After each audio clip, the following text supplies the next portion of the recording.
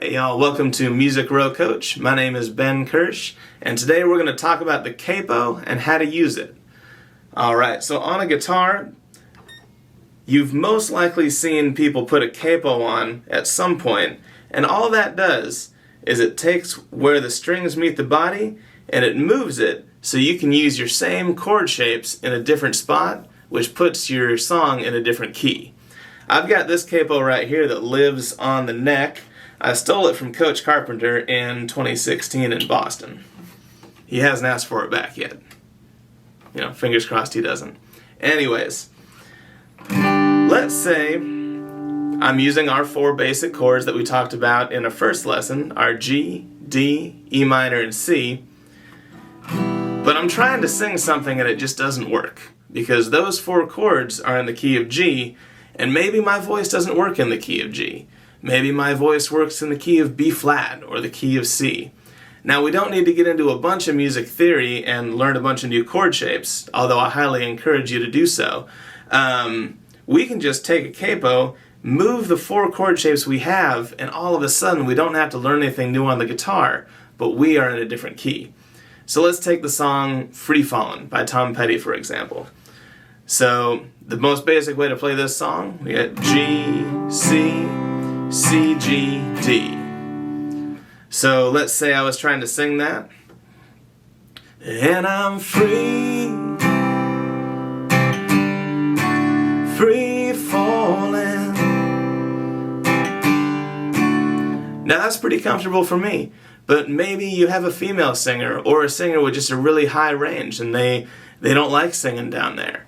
We can take our capo, and I'm gonna put it on the 4th fret. I'm kind of choosing that arbitrarily, but you'll have a more educated guess based on who you're singing with or singing for.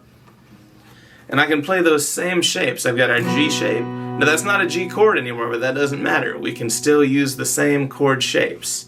C, C, G, D. And now I'm in the key of B, but I'm playing as if I were in the key of G.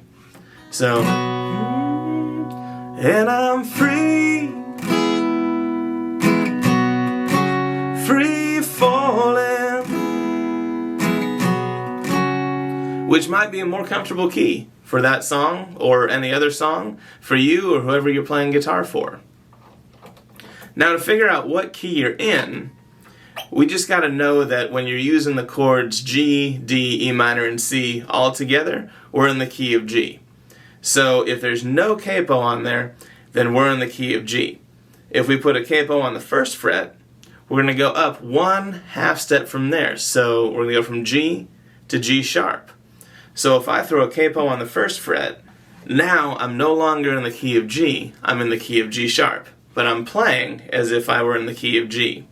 Now we don't have to worry about all the keys because your left hand's doing the same thing it was before, which is great. We can even move it up even further. If we count very simply from our open strings up, let's say I'm going to put a capo on the 5th fret.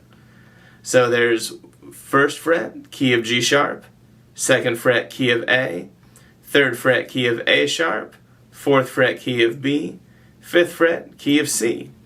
So we can take a song that was in the key of G and play it in the key of C.